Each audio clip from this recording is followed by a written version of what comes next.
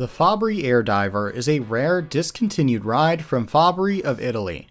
The ride was first introduced sometime around 2003 or 2004 as Fabbri's answer to the Skycoaster. The ride, at first glance, resembles Fabbri's much more popular booster ride, but upon closer examination is very different. The ride is mounted on just one traveling trailer and features a single support arm that extends up to around 30 meters or 100 feet when the ride is set up. This connects to a pair of swing arms. One arm, closer to the tower, serves as the haul arm and is attached to the support by a hydraulic solenoid. Outside this haul arm is a swinging arm that can free swing on the support arm. This can be latched to the haul arm and lifted to the highest point on the ride. At the end of the swing arm sits a 4-seater ride vehicle.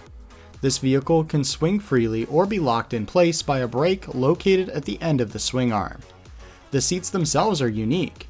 They are stand-up style seats with a ladder built under them for loading. They feature saddle-style stand-up seats, somewhat like can be found on a KMG Tango.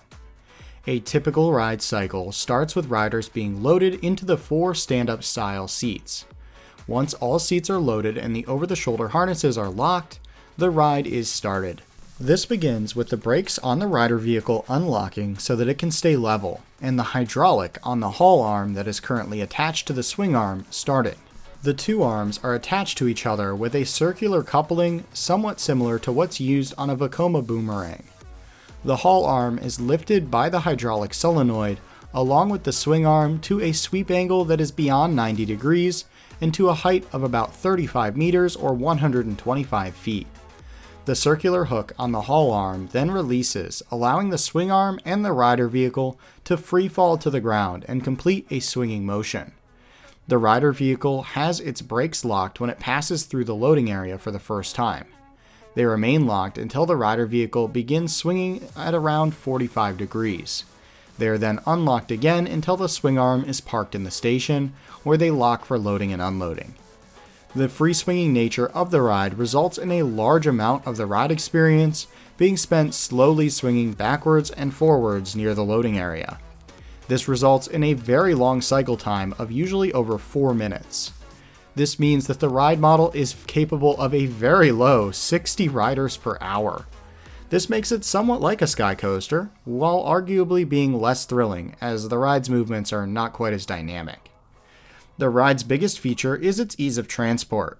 Around the time it was designed, many showmen were building or buying transportable Skycoasters for their European shows.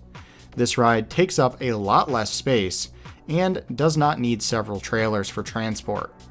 The Air Diver offered a way to get a similar experience without needing near as much space and while only needing one trailer.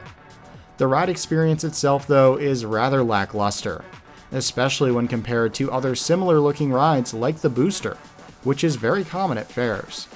This has resulted in lackluster sales, ending with the ride being discontinued sometime around the early 2010s. There are only 4 examples of the ride that are known to have been built. The first went to Dutch showman Bungee Fun as Scream. This ride first showed in 2004 and traveled around mainland Europe till around 2011, when it was sold to King Fahd Park in Saudi Arabia. It operated there until the park's closure in 2018. What happened to the ride after this is not known.